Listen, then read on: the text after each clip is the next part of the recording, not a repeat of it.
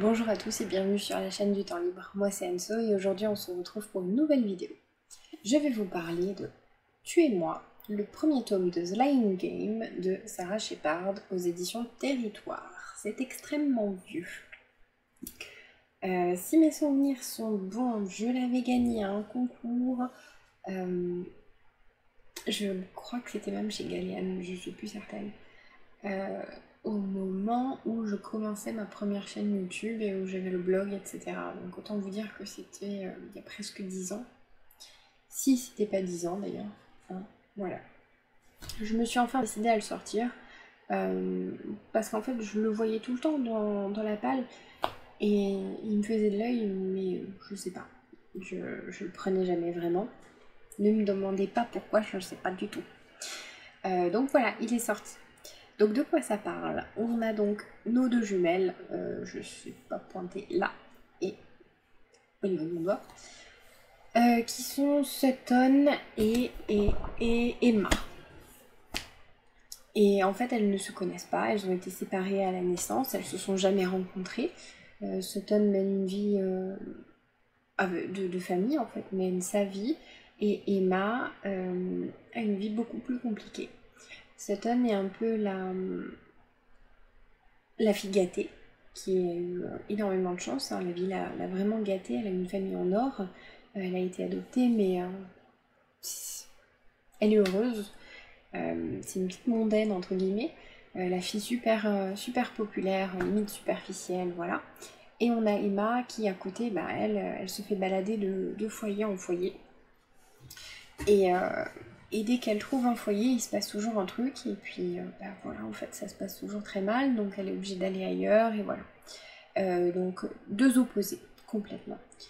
Et il s'avère que dans la dernière famille d'accueil d'Emma, il y a un jeune homme,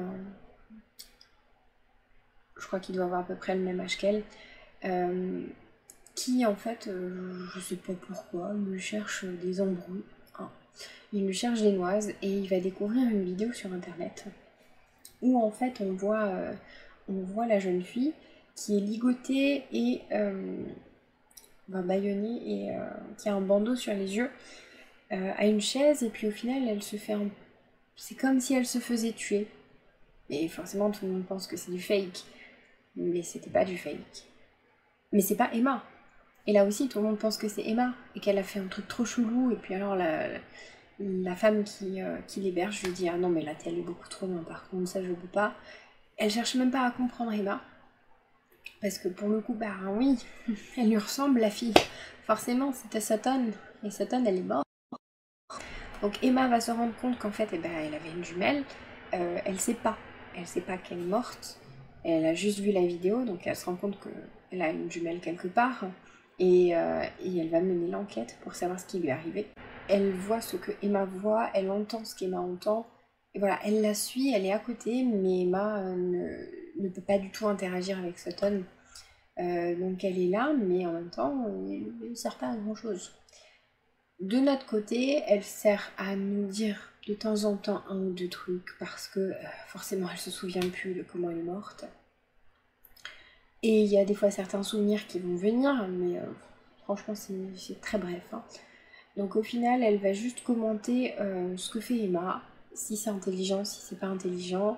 Elle va se rendre compte que par rapport à ses copines qu'elle avait, sa famille, elle avait quand même beaucoup de chance, mais elle se trouve maintenant elle-même un peu superficielle, etc. Donc elle va ouvrir un peu les yeux sur le personnage, entre guillemets, qu'elle était, la fille qu'elle était, même si bon, elle est morte, elle ne peut plus changer. Et Emma, au fur et à mesure que l'histoire se passe, donc que son enquête avance, et en fait elle va se faire passer pour Sutton parce qu'elle a une occasion qui s'est présentée, et c'était l'occasion idéale pour en apprendre plus sur sa sœur. Sauf que bon, elle va légèrement se faire prendre à son propre piège, parce que bon, c'est pas parce qu'elle a dit oui que le lendemain elle peut dire en fait non les gars, je suis pas Sutton, c'était une blague. Je suis Emma, sa sœur jumelle, et même si elle le disait qu'il la croirait, sachant que personne n'a connaissance de l'existence des jumelles, Donc voilà, on suit Emma et Sutton dans cette enquête. Le pitch est sympa, voilà. Après, les répercussions qu'il peut y avoir, il y a des choses qui m'ont dérangé parce que bon, quand même se faire passer pour sa sœur, c'était pas forcément essentiel. Mais après, je peux comprendre que Emma, qui a une vie de galère, elle ait eu aussi envie de connaître, ne serait-ce qu'une soirée avec des amis, avec des parents, avec même une sœur. Et forcément, un mensonge en entraîne un autre, qui en entraîne un autre, etc. Donc ça, c'est pas trop mon délire. Après, ben, quand elle se rend compte qu'il lui est vraiment arrivé quelque chose à Sutton, elle va mener l'enquête, donc elle a quand même envie de connaître sa sœur, même si elle ne pourra pas le faire. Il y a quand même quelque chose derrière. Après, les personnages secondaires n'ont rien de fou.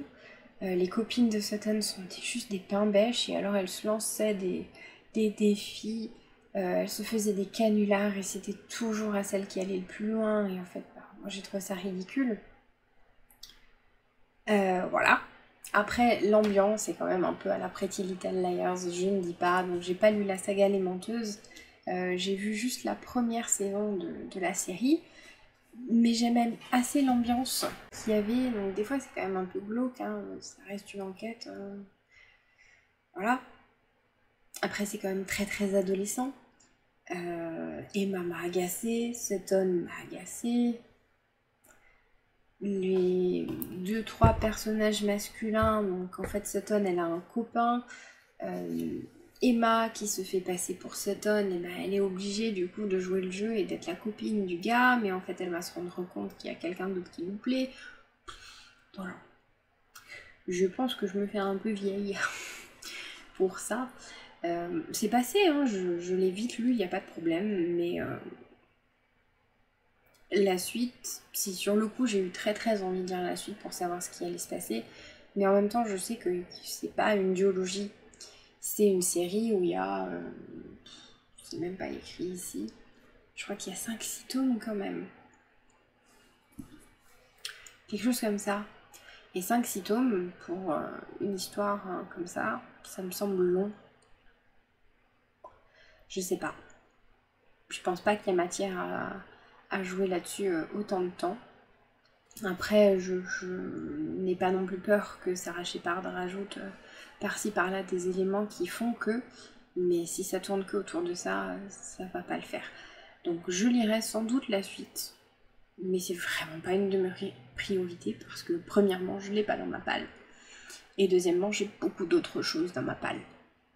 Voilà. Après, ça se laisse lire.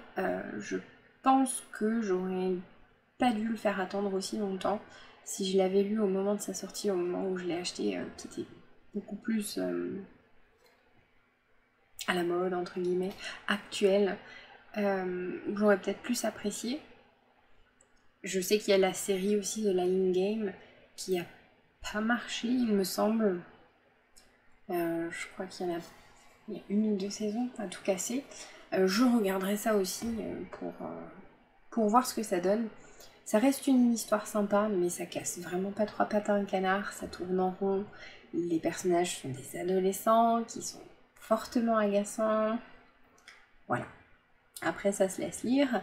Et le côté mystère, parce qu'à la fin de ce tome, on ne sait toujours pas vraiment ce qui arrive à Sutton.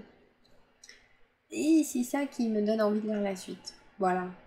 C'est juste que je suis curieuse et j'aime pas ne pas savoir. L'auteur a de la chance pour le coup, parce que si on avait eu la réponse, je me serais clairement arrêtée là.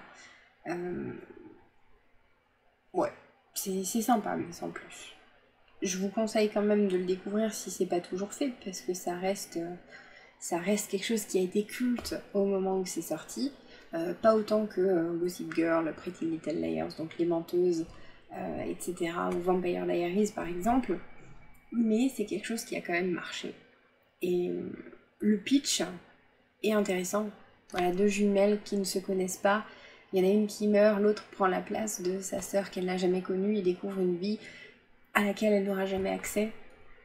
Il y a quelque chose d'intéressant là-dedans.